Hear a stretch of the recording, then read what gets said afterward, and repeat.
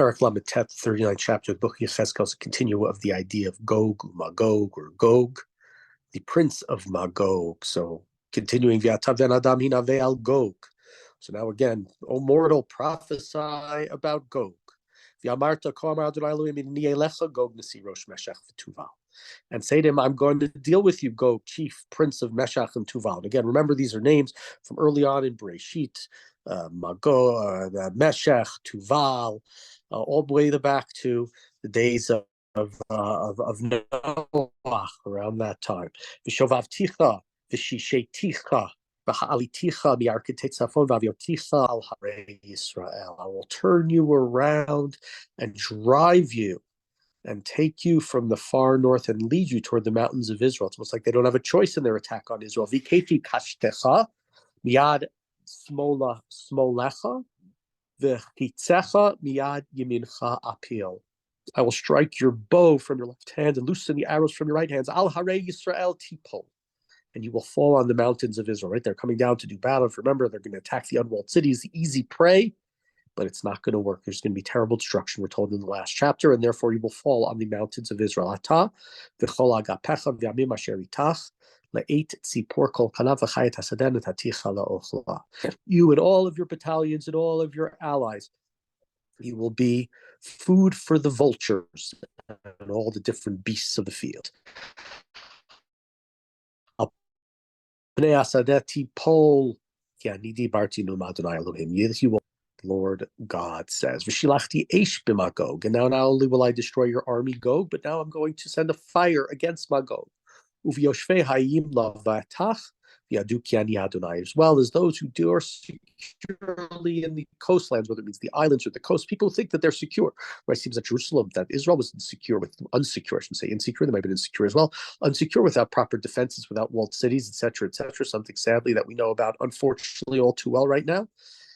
But here God is saying that those who think they're dwelling securely, they will not. There will be fires, rage, and they will know that I am God. V'etshem kodshi odia b'toch ami Yisrael. And with this, my holy name will be known amongst my people of Israel. Think about this verse. It's the inverse of the phrase we have back in the book of Vayikra, I believe it is, V'niktashti b'toch b'nei Yisrael. God will be known through Israel, through the idea of Kiddush Hashem, that we do something that is sacred, something that is holy, something that brings glory to God's name. And here, God's name will be made gloriful among his people Israel. In a sense, it's the inverse. God is the one who's doing the great act, and therefore God will be known because of God's act in Israel, as opposed to God being known due to the act of somebody from Israel. But obviously, it's two sides of the same coin, two different ways of affecting the same thing. Continuing Pasuk Zayin, verse 7, V'lo achel et shem kodshi od, v'yadu hagoyim ki ani Adonai kadosh Yisrael. My name will no longer be full. It will no longer be profane or just regular. It will be holy. I am the Holy One in Israel. If you remember yesterday at the end of we talked about Yitkadal, Yitkadash, the words that are used at the end of the last V'niktashti are used in the last end of the last chapter, which is really, this is all one idea, this Gog, Magog chapters. And so here, talking about the name of God, of course, think about the prayer, Yitkadav Yikadash Shmei Rabam, but my name become great, let it become magnified, my great name. So we see that that's part in relation to what God is saying. What does God's name really mean? That's a greater question. We'll just say it's God's reputation, God, the understanding that God is ruling the world, that there is a divine plan, etc., etc. Continuing verse 8. That comes, says God, this is what I have decreed. That's what's going to say in the future of Yisrael, V'yaru, V'hisiku, B'neshek, U'magain, V'tzina b'keshet v'chitzim v'kel yadu v'romach u'v'yaru v'hem eish sheva shanim. So those who dwell in the cities of Israel, they'll go out and make fires and feed with weapons. Okay, and they'll use them as fuel for 7 years, right? All of the things that you use, all your weapons, they're going to take your club and throw it into a fire to to have a nice warm fire. And think about this in relation to the book of Yeshaya. It's not exactly the same, but similar. The idea, we'll see more of it, the idea of turning your swords into plowshares. Here, Bnei Yisrael are taking the weapons of these enemies of this marauding army, and they're going to take them and they're going to use their clubs and their spears and their arrows and bows to build fires and to therefore to have warmth and to have food, etc., etc. They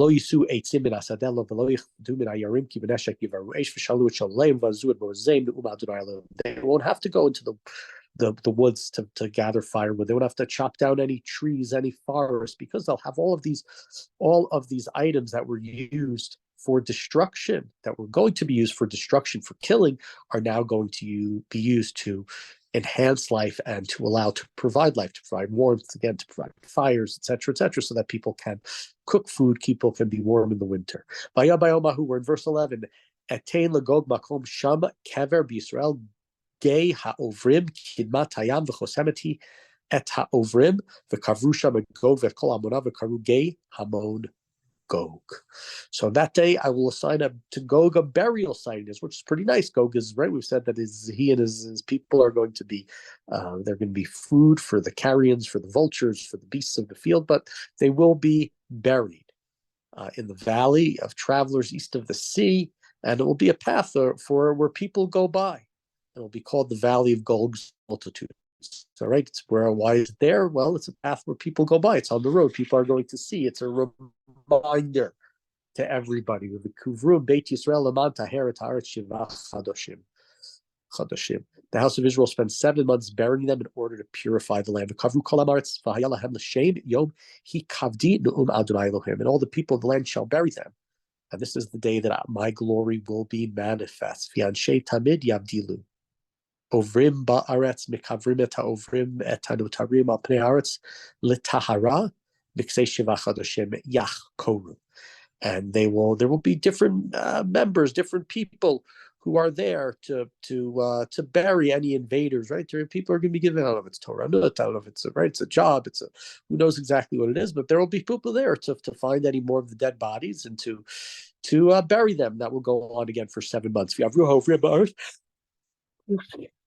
עצם אדם ובנה אצלו ציון על קברו, עד קברו אותו המקברים אל גיא המון גוג.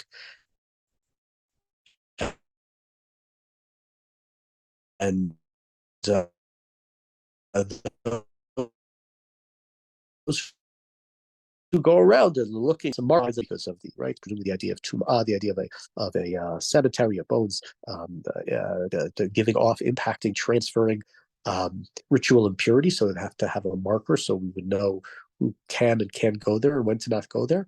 And so until now, all of the bones have been buried in the valley of Gog. V'gam Shem Ir Hamona v'tiaru ha'aretz. And there will be a city there also named Hamona, multitude. Is the multitude due to the multitude of bones that are there? Is it a multitude because there's going to be a lot of people who are there? The contrast: these are the dead. The Bnei Yisrael will be the living, will be next to them, but there'll be a big city there, and the land will be tahor. The land will be pure. And so, continue in a second. Which is interesting to think. Also, the number 7. 7 is a number that represents sort of creation. God creates in 7 days and 7 nights. Right? It's after the 7 days of creation that humans take over. So this is really God doing these things. God is the one who's causing this incredible, disastrous destruction of the civilization, we'll call it a country, the civilization of Magog and their marauding prince and his army and his allies, Gog. And so to me, the 7s at least represents this is God who's doing this, not man. Yes, man that has to go and has to bury the dead, but it's really this is coming from God. V'ata, verse 17, Pasuk Yud Ben Adam Kol Amar Adonai Elohim tzipor kol chanav l'chol chayat hasadeh kapsu vo heasfu misaviv al zivchei asher ani zovech lachem zevach gadol al harei Yisrael v'chalta basar shtitem dam. So now it's almost like we're going to Yechezkel's like Shlomo. He can talk to the animals. So he says to Yechezkel, go and say to every bird and every wild beast, tell them to come. Now it sounds like Noach also, and get ready. Right, all the birds and the beasts are coming for a feast. a great feast upon the mountains of Israel. They're going to be eating the corpses of all of these. This is before the burial of all these dead people, all these dead soldiers. Basar giborim tochelu, v'dam nisea aretz tishtu elim karim v'atudim parim rei bashan kulam. You'll eat the flesh of the warriors and drink the blood of the princes of the earth. Rams, lambs, goats, bulls. You're going to be eating all of them. V'achatam chelev l'sav'a ushtitem dam l'shikaron mizivchei asher zavachti lachem. You'll eat fat to satiate and drink your blood from the sacrificial feast that I have prepared for you, which is, of course, it's just fascinating to think about. Animals are slaughtered in the temple to, whatever the word means, satiate, to bring some sort of happiness. Again, I don't know what these words mean, to God, a reach nichach, a pleasant odor. And so here it's almost God is giving the animals back.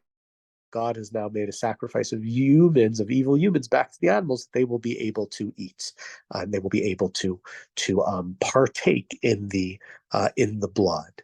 Usvatem, we're in verse 20, Pasuk Chaf, Al Shulchani Sus Varechav Gibor V'cholish Melchamanu Madrei Elohim, and you will sate yourselves, right? You'll become full at my table with horses and charioteers and warriors and soldiers. V'natati et kvodi bagoyim, and I will, my kavod, my glory will be evident amongst the nations. Everybody will recognize that this had to be God. This was my judgment. This is how I wielded my power against them. It will be obvious to all that that's the only way it could have happened.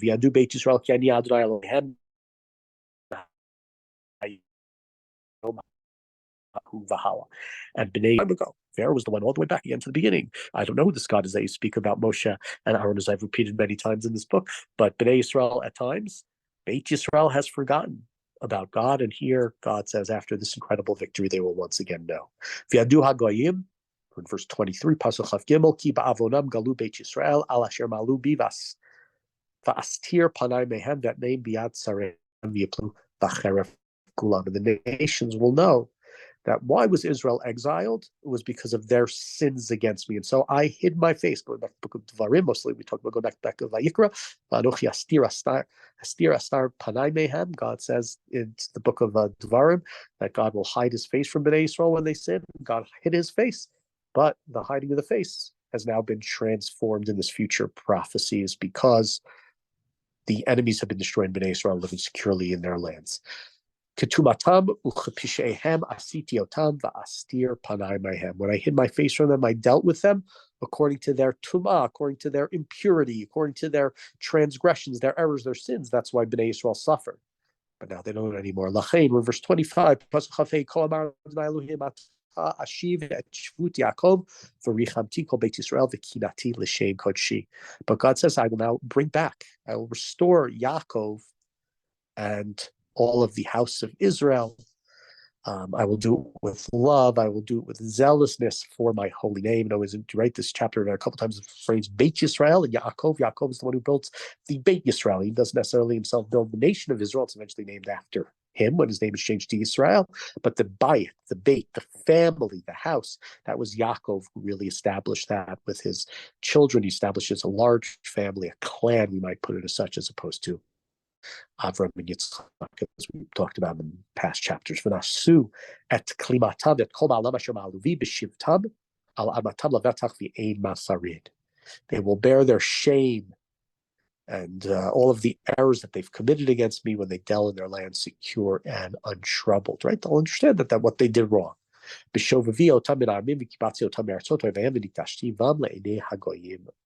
this is all going to happen when I brought Bnei Israel back, right? This great war is going to happen. This Prince Gog of the land of Magog, who's on top, he's on high, he's the Gog, he's the Gog, he's on the roof. There's only one place to go from the roof.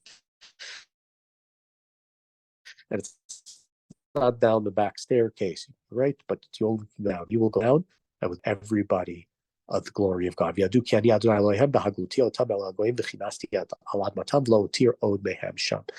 that I'm God when, having exiled them, I brought them back, leaving none of them behind.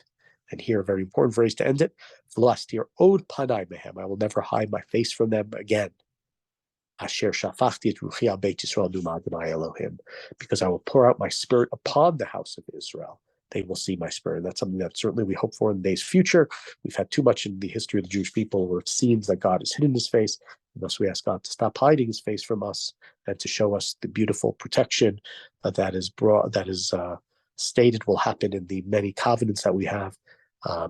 We should remain loyal to God and do the right and the moral thing in the mitzvah of the Torah. Hopefully God doesn't hide his face anymore ever again.